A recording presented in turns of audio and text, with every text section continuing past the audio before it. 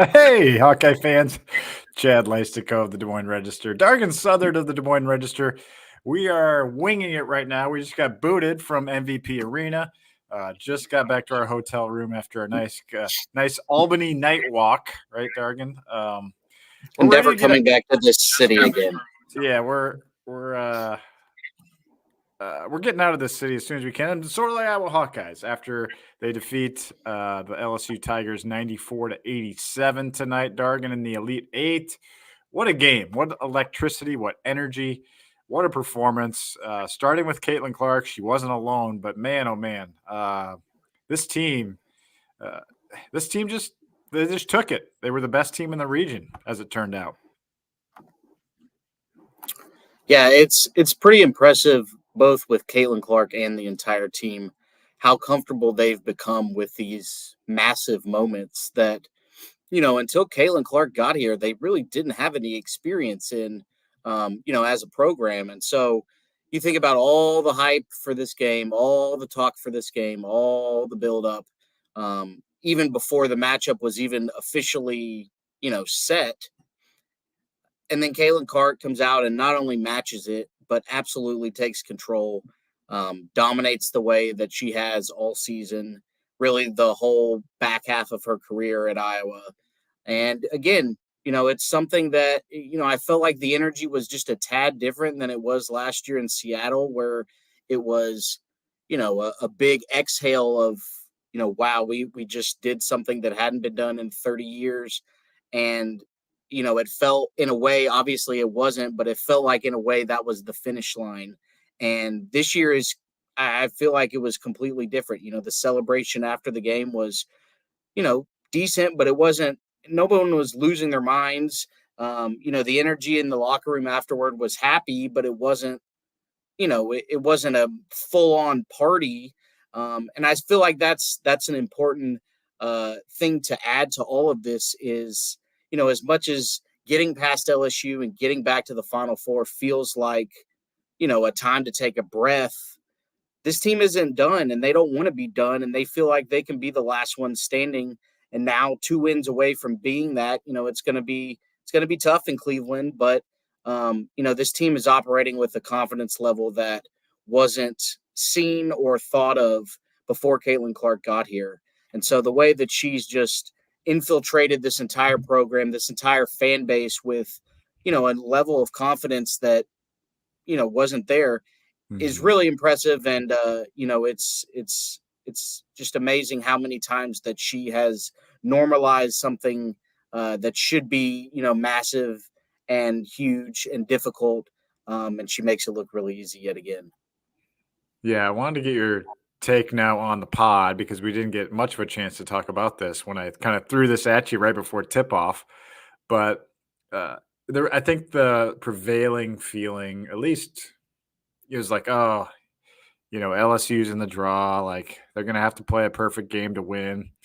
Um, this is gonna be really tough. And it was basically a pick 'em. We know that. But I threw something at you that I felt like gained a little bit more validity as the game went on. I was wondering this. It was the hypothesis. It was like, has Iowa just been pacing itself this season for this moment? Like, have we not quite seen their best? Have we seen, they've taken their foot off the gas at times, even in the fourth quarters of some games this year. We saw that against Ohio State, against Nebraska, heck, against Maryland. They survived, but they weren't their best in other games. Other games, they were great, but other games they were just kind of got the job done. So maybe they had another gear. Maybe they had something they could kick into. Like all this talk about how LSU, when they're at their best, they're really hard to beat. But it kind of surfaced. I felt like we saw something from this Iowa team in these last 2 games in particular, because the Carver games were a different animal. That was like, let's get out of here, let's survive. But now, I think they're kicking into a different gear here, Dargan. Yeah, and I think that plays into, the maturity of this team that we've talked about time and time again. But it's so crucial and it's so pivotal to everything that's happened because I do agree. I mean, I think as much as this season the regular season became such an ordeal with the sellout crowds and Caitlyn's fame and being ranked in the top 5 the whole year. I think this team knew that this season's going to get defined in March, and it's going to get defined deep in March. And, whereas before Iowa kind of hoped to be there and hoped to get some breaks and take advantage, this year they just went out and took it. This was, for all the talk when the brackets came out about, did Iowa get too hard of a path to the Final Four? Did they, Yeah, did Murderers they get a Row. Murderers yeah? Row, Did it they got get a brought up bad tonight draw? too, like, yeah, Right. they Did they remembered get a that. bad draw? Yeah. Did they get a bad draw? Were they really the top one number or number 2 1 seed? And in the end, they didn't care about any of that. It was, hey, we're the 1 seed. We earned this. We're the ones that had the season that we did. We have the player that we have, and you need to fear us because you're in our bracket. And so, when money was on the line, as it was the last 2 games, I think you saw the team that expected to be here, that knew that this was their moment, that wasn't afraid of the moment, wasn't overwhelmed by it. And that's why you got the performance that you did, because the confidence for this spot and the spots up ahead in Cleveland, that's where the focus has been this whole year. It's and there's been a million different things that could have knocked them off course distraction wise. A lot of them that wasn't even in their control or that they generated. And yet here they are in the toughest moment of the season, the biggest moment of the season, playing some of their best basketball of the season. And I don't think you get that without going through last year, going through all the experiences that they have, to where that maturity is at a point that you can really use it as a weapon and use it productively. And I think you saw that all the way through. And now, this Iowa team is where they expected to be, doing what they're expected to do. And it's, pretty incredible to see it play out that way. Yeah, and Kim Mulkey telling Caitlyn after the game in the handshake line, "I'm glad you're leaving," and she basically, essentially called her. She said, "I've never seen anything like it." That's what she said regarding Caitlyn Clark. So a lot of praise from Kim Mulkey. It was interesting, Dargan, and I wondered about this too. Like there was so much like genuine like respect, it felt like, out of the LSU press conference the day before, that Mm-hmm. it was like that was a signal to me that Mulkey was a little bit worried that they weren't maybe they don't have a handle on this Iowa team. And man, let's talk about some of the game now, because it was quite a game. Yeah, beyond the ebbs and Which flows. I mean, you get to go ahead. I was just saying, the game hit you in the face whether or not you were Yeah, ready for it with that first quarter. I mean, it was up and down. And that's, when it was finally time to stop talking and play the game, the people in the game certainly were ready to go. And they came out, with an incredible start on both sides. yeah, 31-26 LSU by the time the first quarter ended, but Iowa just was on fire out of the gate. In the first 5 minutes, they had all 4 of their guards hit a 3-pointer. A Fulcher, Martin, Marshall, and Clark all connected from deep by that point, and it looked like Iowa was gonna. I don't. We didn't think they were just gonna run away with it, but it was like, oh wow, can LSU battle back? And yet they absolutely did. That was the best LSU played the entire game. Was reclaiming that lead, going ahead. What was it? 36-28. I don't know. I'm trying to remember. It was 31-26, I believe. 34-26. 34. Yeah. Well, yeah. Mm-hmm. They went up 34-26 to start they ended the first quarter in a 10-0 run. Haley Van Lith hits the 3 to start the second. And then kind of a key bucket, I thought, was Sydney Fulcher hitting a corner 3. It kind of stopped the bleeding a little bit. And eventually Iowa gets it tied at 45-45.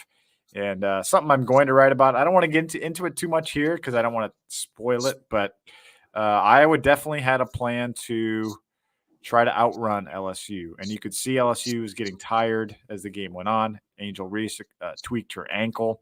So they were lagging, getting up and down that court, and Iowa was relentless, pushing the pace, and eventually wore them down. Yeah, and I think it certainly helps that, pushing the pace and getting in transition and, operating that way. That's what Iowa wants to do anyway. And so for it to have that be the game plan, to be able to um, execute it the way they had. I mean, there were several times where, it felt like LSU got a big bucket, and then before they could really get settled, Kate Martin or Hannah Stolke was running down the middle of the floor wide open for an easy bucket on the other end. So, yeah, I mean, that plan worked to perfection. Um, Iowa's conditioning has been, in pristine shape all year. Really, to operate Lisa Bluter's philosophy, you have to be, because it's so much predicated on speed and taking advantage of that element that isn't always the most prevalent in basketball. And so there was never, other than that spurt where LSU got back in the game a little bit, there was never a moment where Iowa was chasing, or it felt like they didn't have control of the energy in the building. Obviously it was a pretty favorable Iowa crowd. It wasn't quite like a Carver crowd, but it definitely had a lot of energy that somebody had to take control of. And that's why it was so big for Iowa to start the way that it did, because I felt like that was a huge difference than what happened in Carver against West Virginia, where there was so much energy in the building, but it took Iowa a long time to kind of get control of it and use it beneficially to its benefit. And so for it to do that right out of the gates, to settle in very quickly, and then kind of, just methodically wear LSU down. Caitlyn Clark had several threes that just felt very demoralizing for LSU, where, they tried several different defenders on her.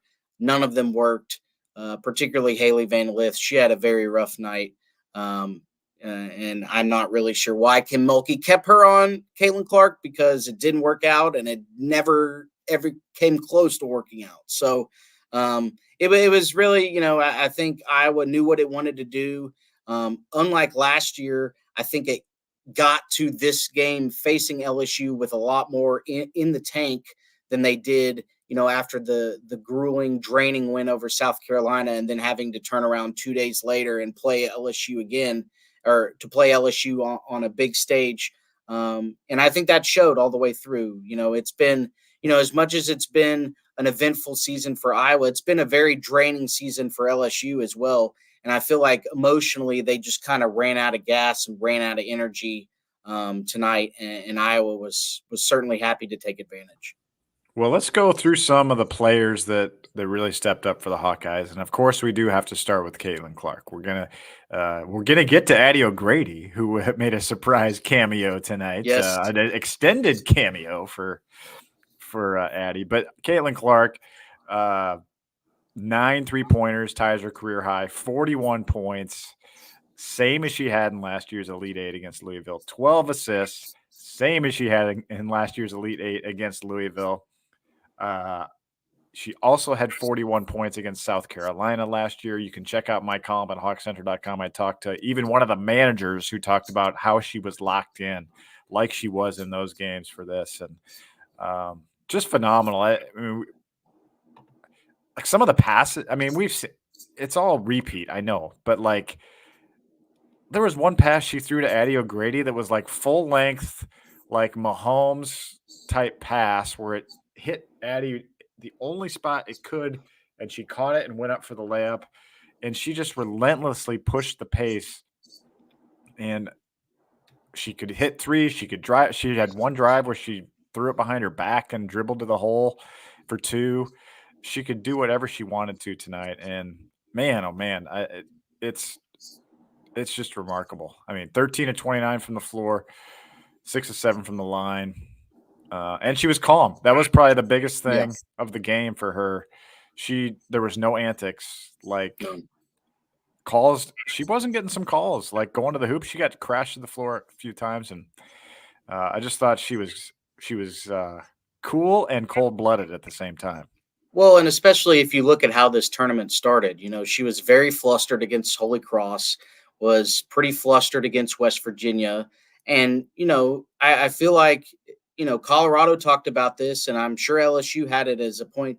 They tried to get Caitlyn off her game by getting in her head and getting her frustrated. And, that seemed like as good of a plan as any, because anything on the court, just pure basketball, wasn't really going to work. And so, I thought, Caitlyn has really talked about her maturity over these last 2 seasons has really increased. And that's been, one of the biggest differences deep in her career. And, when she's going full Caitlyn, it can sometimes be a little hard to believe her in that front. But the way that she handled today and the Colorado game was night and day from what we've seen, when she does get frustrated and is going at the refs or going at, anybody who will listen.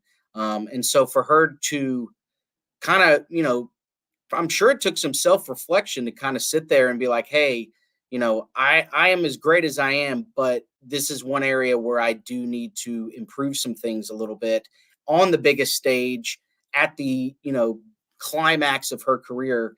And for her to totally flip that, gave no one an opening to tap into that negative energy was absolutely huge because and we noticed it right away on Saturday that she was operating differently on the court and she left a lot of the antics that she had didn't come out here and tonight it played really well. The whole trash talking element that was so prevalent leading into this game never really materialized on either front. And to be honest, that was not that I have anything wrong with it, but it was nice that it was just the basketball that took center stage tonight, because that was more than enough to satisfy everybody who wanted more of this matchup. So again, Caitlyn is who she is, and her passion is why she's been as good as she is. But for her to realize in the moment, in the course of battle in this season, that there needed to be an adjustment, and there was an adjustment, and it was effective, I think really just is a microcosm of how Caitlyn Clark has thrived at Iowa, during her time here. Yeah, well said. Really well said. And we'll have a lot of time to talk about Clark and Beckers and going to the Final Four and what she can do this year in the semifinals. What a stage that's going to be. Iowa, UConn, around 8:30 p.m. on Friday night. So it'll be the late game. It'll be 9:30 local in Cleveland. Dargan, you ready for that? Oh yeah, that'll be fun. Staying on Easter time, baby.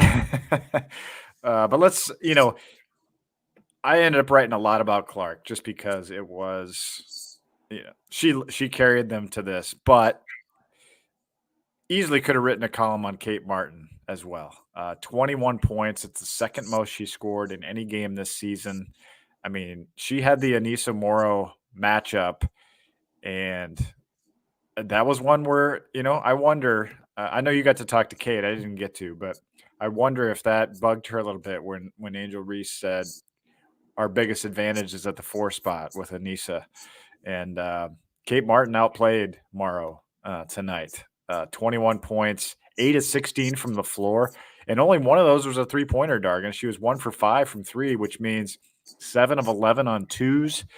She did such a great job getting tough buckets, really tough buckets against those interior defenders that LSU has, and the size and the physicality. And I was just so impressed with everything that she did in that game. And, she plays 38 minutes, really grueling minutes out there. What a game for Kate Martin. She has turned into a star. I don't think she made the all-tournament team, but I voted for her. Yeah, and Caitlyn obviously allows a lot of things to sometimes get lost in the shuffle a little bit, but the way that Kate Martin, her buckets just always seem to come at the right time, whether it's LSU strung a couple buckets together and we need to stabilize things, or we need to, push this lead out a little more, and here's a big Martin bucket. It's doesn't come like in the quick volume that it does with Caitlyn, but her points always seem to be as effective as anybody's as far as when they come. And so, I think obviously her leadership has been at the forefront of this entire run. And it was interesting to hear her say afterwards, kind of what I was saying earlier, that this team expected to be there. It wasn't a hope, it wasn't a wish, it wasn't something like that. And Kate Martin's energy on that front has been so huge through all of this, because it's her confidence along with Caitlyn's confidence and Caitlyn's ability that really kind of spearhead this whole thing. And so, these are, the final games of Kate Barton's Iowa career. It could be the final basketball games of her career, depending on how the pro scene shakes out. And it's clear she's leaving it all out there and doing what she needs to do down the stretch of her career. And another night tonight that just will kind of add to the whole thing. And Sydney Fulter right there too. I mean, 16 points tonight for a Fulter. I mean, it just continues to just be a story. I mean, getting tough buckets, tough rebounds. My favorite play of the game was the one that unfolded right in front of us, and it was a huge one because a Fulter gets it's in the second quarter. She gets the rebound, Mm-hmm. trapped in the corner by Iowa's bench, nowhere to go. I was thinking to myself, call timeout, like use your timeout, but instead she whipped a one-handed pass between Flau Johnson's It was legs. crazy. It was crazy. Between her legs out of a Yeah. trap to Kate Martin, who's guarded by Angel Reese, and Kate has to kind of dribble to get out of that predicament. Kind of Mm-hmm. launches it to Gabby, who uh, who throws like a lead pass, like to Caitlyn, like a slow pass that she can catch up to. Like you're throwing a Mm-hmm. bomb downfield to a receiver who needs to run under it, and it just bounces perfectly over to where Mulkey's standing. And Caitlyn just reels it in and uncorks a deep three. Like she couldn't have been more than 18 inches away from Kim Mulkey at that moment in time. And that cut it to one. That was such a huge moment because it was toward the end of the first half that got Iowa to the tie score at halftime. And I wanted to highlight that moment. But a Fulcher, once again, she does make the all region team along with Clark. Man, just such a good player. Yeah, and that play, the way that play started, the way that it finished, you know, obviously there was a lot of basketball left, but that play kind of seemed like, okay, this could be Iowa's night. This could be something that they get done because, you know, there was several times in that play where it looked like it wasn't going to work out or it wasn't going to lead to anything productive, and they're able to do so. So yeah, I mean, I don't think anybody had any concern that Sid couldn't, step in and be a solid weapon once Molly Davis goes down.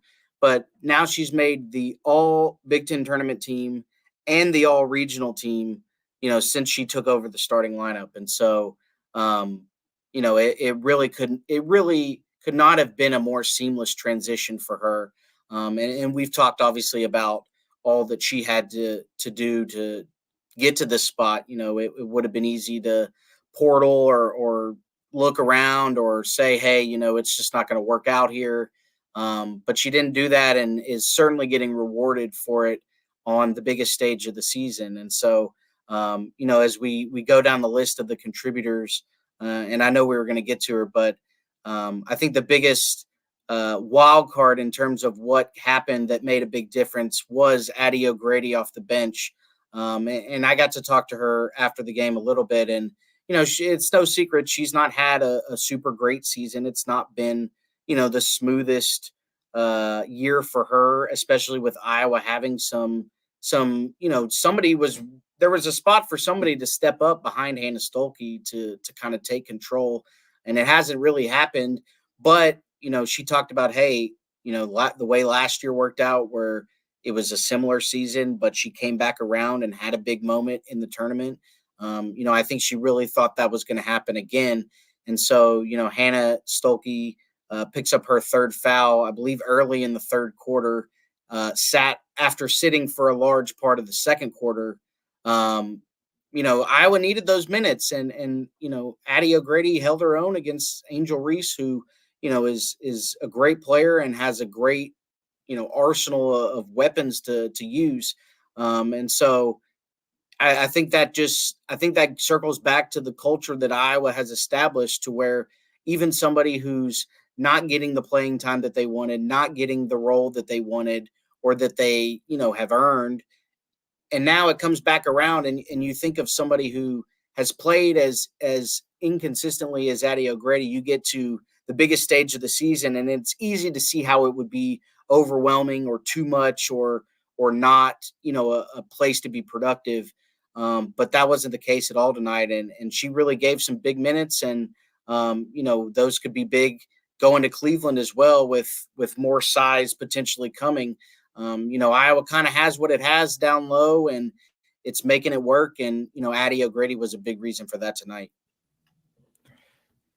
Yeah, no question. And Addie, Addie did catch most of the strays in Wright Thompson's article. She did She got it was a several tough strays. article. It was a tough look for her in that article for a while, and so it was a good story. I spent this morning. We had a long time to build up to the game. I had never rewatched the Iowa LSU game from last year, other than like the technical fouls and stuff like for my reporting to like see like what was report on that officiating stuff.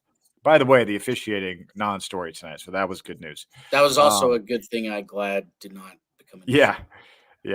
yeah. So good job by the refs. But Hannah Stolke does get in foul trouble, and that was a storyline I was worried about if she did get in foul trouble. But like you said, O'Grady kind of teams up with her essentially. So combined, Stolke and O'Grady score 13 points, get 9 rebounds, and they go plus 14 on the stat sheet. That's pretty good, 5 of 10 from the field. They both ran the floor. I mean, they played Stolke played 21, O'Grady 15. So they kind of got that tandem. Ediger even got a few minutes in there. So what I wanted to point out, Dargan, was this was a little bit of a test. If Iowa can get to South Carolina, it could be meaningful. This whole season seems like it's packed with meaning, and everything matters. And could this game from Addy O'Grady give her a little boost of confidence if Iowa does get move on to meet South Carolina in the title game? And can she and Stolke kind of play off each other in that situation? I mean, the search for the 5 has been going all year, beyond Stolke. We know Stolke's been great, but I don't know. It just felt like one of those positive steps for the team. Even though Iowa gets out rebounded 54-36, it didn't feel like Iowa was completely overwhelmed on the boards to me. No, and it wasn't a situation where there were several possessions where LSU got 3 or 4 offensive rebounds and extended it or something. It wasn't a lot of, I guess, demoralizing rebounds where it's just, you can't grab it and it's almost like, you can't get off the floor in a way on the defensive end. So, I mean, that's kind of where I was been in the post. You get to this point and you need everyone to bring to the table what they can bring to the table. And I think that, that goes back to what you wrote coming into this game about how, everyone matters. Everyone feels like they're important. Everyone feels like that their role is, productive and part of the success. And it is. And that's how you get someone who hasn't played a whole lot coming into an Elite 8 game in a huge setting and holding her own, because without that, it would be easy to see how somebody who's had kind of the season route that Addy O'Grady has could get to this point and not really, be totally locked in or totally, mentally dialed in the way that you need to be to play well in a game like this. So, I think Iowa's culture and its whole mantra has been on display so many different ways this year, just by the consistency, the same message coming, the relentless encouragement that everybody is a part of this deal. And I think it's pretty impressive, especially given how big of a star Caitlyn has become. It doesn't, I think it sometimes gets lost in the shuffle how rare it is that there hasn't been any issues behind the scenes about, any sort of jealousy or any sort of issues like that. So, I think Iowa's culture has been obviously a huge cog in this whole thing.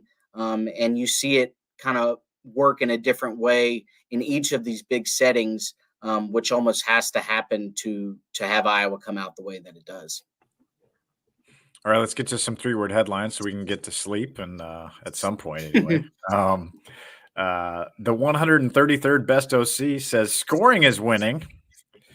Good job there. Yeah, like the antithesis of Iowa football, right? Yeah, Iowa did outscore. I mean, they basically outran LSU and outscored LSU. I mean, 94-87.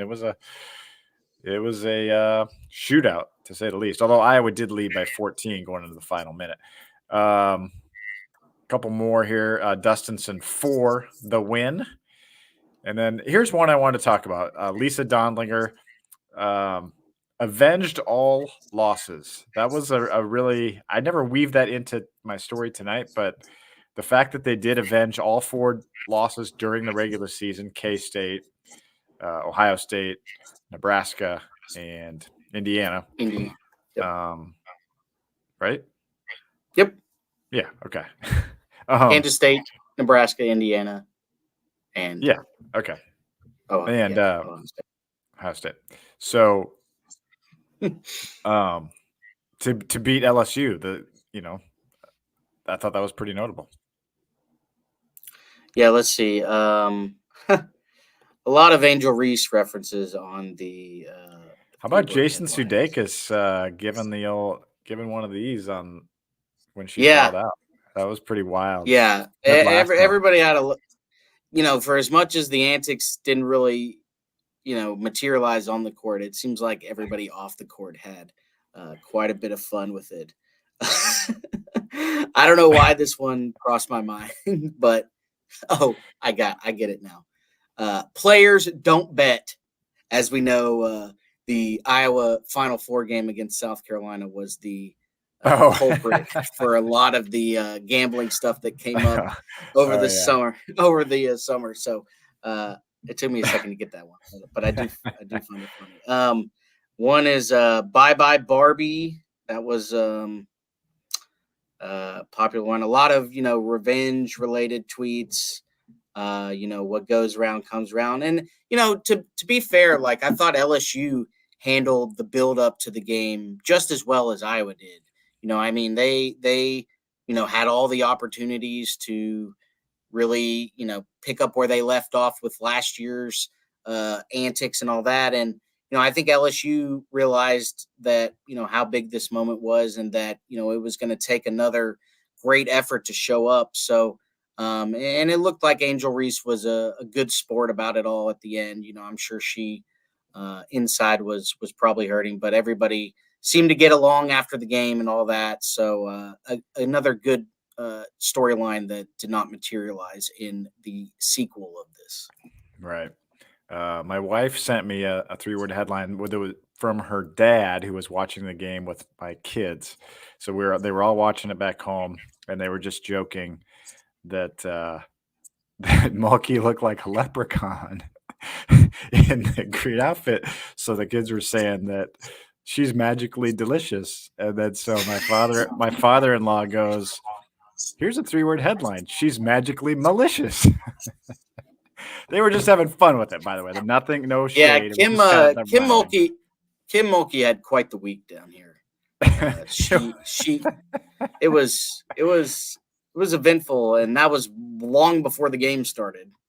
And by the way, I got a text from our friend Kennington Smith late tonight. He said, "True story. I'm on a cruise right now, and made everyone in the sports bar watch the game. By the end, there were 50 plus people cheering their hearts out," he said. So, I'm sure some folks might have been lubricated on that cruise ship, but probably, the Hawkeyes have quite the following, even in the middle of the ocean, as Kennington says. There was some Bizarro Max, let's go Hawks, like the go Tigers, right? Several why not us, right? And and Naden Fry, Hawkeye Ted Lasso. So there you go. And got any other ones? Yeah. I got one. Reese's into Pieces. I like that's that a good one. I see that's from Ryan M133. Yep.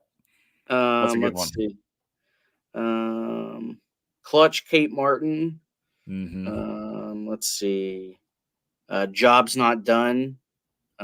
Job's not finished. Yeah, a lot of unfinished business, which is something that I'll be writing about in the days ahead. Let's see. See if there's some others. 2 more wins. Yep. Um, Murderers Row slain. That kind of goes back to what we were talking about earlier. That the perception of who was really in control of this bracket. Yeah. Really got cemented tonight, and that was what needed to happen for Iowa to do what it did. Yeah. And we got our Hawk Central radio show coming in less than 48 hours. So we'll start previewing some of that UConn matchup in that episode. Also, we'll probably talk about our buddy Tyler's piece about Lisa Bluter, because we haven't mentioned much about Lisa Bluter, but I thought, talk about somebody who had not gotten the best of Kim Mulkey either. Baylor, of course, knocked Iowa out of the Elite Eight in 2019. And then, of course, last year's national championship game. Again, rewatching it this morning, you could tell Mulkey did kind of probably outcoach Iowa because working the refs is part of outcoaching, and she called some good timeouts, and she tried to call timeouts at good spots today. And the first one worked. The one in the second half, LSU was not able to recover from Iowa's barrage in the third quarter. So, like you said, Hawkeyes took it, Dargan, and we're all heading to Cleveland. I'm flying out tomorrow or today. Yeah, it's today. And again, we talked about this a lot when Lisa Bluter made the Final Four last year, but it bears repeating. I mean, this is somebody who was her own homegrown product. I mean, every stop of hers has been in the state of Iowa.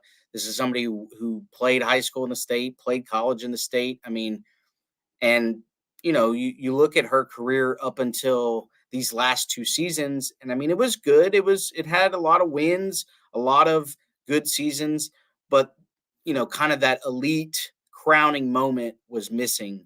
And so for her to, again, we've talked about it so many times, but for her to really just embrace Caitlyn Clark and say, hey, this is going to be different than probably anything I've ever done as a coach, but you're really good and you can take us to places that, we once probably didn't think was possible. And so, I think Lisa Bluter deserves a lot of credit for buying into Caitlyn and matching Caitlyn's confidence with her own confidence that this was the best way to do it. And she's obviously, along with everybody else in the program, getting rewarded handsomely for, their dedication and their, ability to stick together and really kind of establish the consistency and that, has really driven this program to, the point it's at right now. Wow, I can't believe it's like 1:30 in the morning out here, and we went like 40 minutes podcast. So yeah, there was a lot to talk about, and we probably left a lot on the table actually. But we gotta move on to doing our next thing, right, Dargan? So Yep. Thanks for doing this. On to the next. On to the next. Just like the Hawkeyes. All right, for Dargan Southard, this is Chad Leistikow. Thanks for joining the Hawk Central podcast after dark, and we'll talk to you soon.